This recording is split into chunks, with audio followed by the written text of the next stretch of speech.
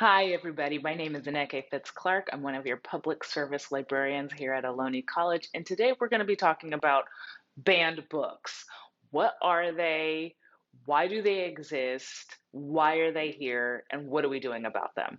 So enjoy the video. Thanks. Banned books, a little history and a little explanation with your public services librarian, Nnekay FitzClarke. That's me. So why are we talking about banned books? Well, they're on the rise. Okay. Between July 1st, 2021 and March 31st, 2022, there have been 1,586 banned books in the United States. Now that affects 86 school districts in 26 states, affecting 2 million students. It's a lot. And the state with the most banned books is Texas, with 713 books banned. So you're going to hear the terms challenged book versus banned book. So let's do a quick definition. A challenge is the attempt to remove or restrict materials based on objection of a person or a group. Okay?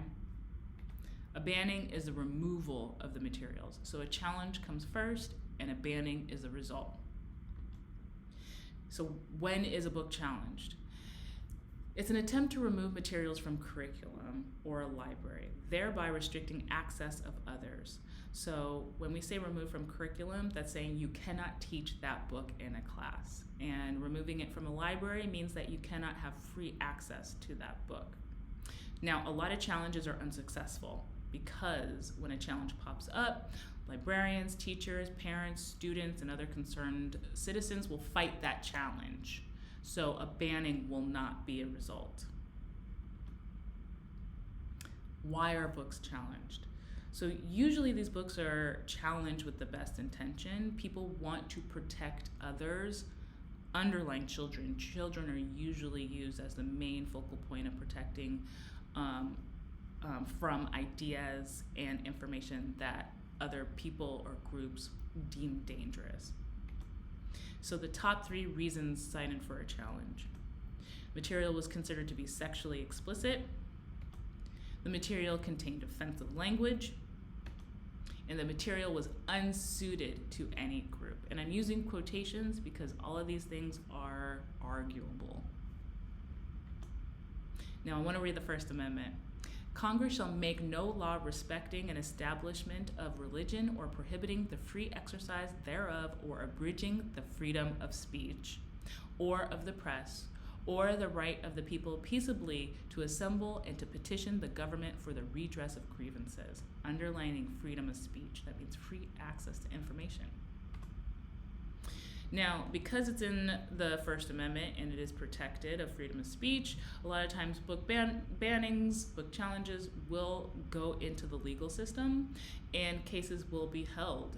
In Texas versus Johnson, the Supreme Court Justice William J. Brennan was quoted in saying, if there is a bedrock principle underlying the First Amendment, it is that the government may not prohibit the expression of an idea simply because society finds the idea itself offensive or disagreeable. So if an idea is offensive or disagreeable to you as a person or as a group, does not mean it should affect the access of that information to other people. All right, a little history because this is not new, so we can know where we're coming from with banned books. 1650, all right? This is the first recorded history of a banned written material. And I say written material because this is a pamphlet, it's not a book. But this pamphlet, The Meritorious Price of Our Redemption, was written by William Pynchon, okay? He wrote this book basically stating that if you abide by Christian practices and were obedient to God, you have a place in heaven. Now, a lot of Calvinist Puritans did not like this, and they fought heavily against this pamphlet. There was public burnings, it was banned, and now there's only 4 copies left in the United States of this. Now, book banning continued on from there until now, as we know, but there are some peak moments in time where book banning increased, one of which was during the Civil War.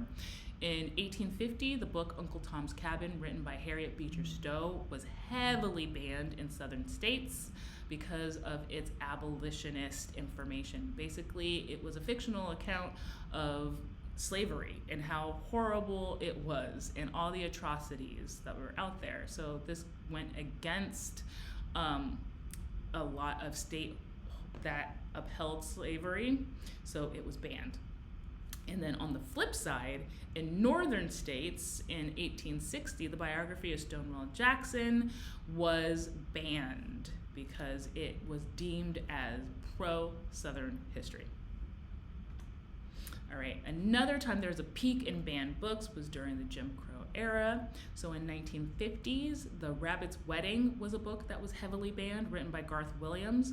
Now, this book depicted a wedding between a black rabbit and a white rabbit, and at the time, interracial marriage was outlawed, and there was a lot of people fighting against it. So they felt that this book showcased and uplifted that idea. Now, the ALA, which is a librarian association, holds Banned Book Week, which is in the middle of September, and is incredibly important because that's when we celebrate, we showcase, we read, we uplift banned books. And I wanted to read this quote to you in closing because it's important that we don't censor information, all right? No matter how uncomfortable it makes us feel, you never know how someone else is going to perceive it and how your own viewpoint may be perceiving it. So this quote is by George M. Johnson. He's the author of All Boys Aren't Blue, which is a banned book. And his quote goes, "Banned Book Week is a beautiful moment for us to make a very powerful statement that our work will not be silent and we won't be silent." All right, now go on out there, read a banned book. I hope this cleared up what banned books are, what challenge books are, and what we can possibly do about it. I hope your brain juices are going and you're excited about the possibility of making sure information does not get censored and encouraging others to inform themselves and read a banned book today. You could reach me at nfitzclarke@aloni.edu. I am more than happy to help you, and I hope that this was informative. Bye.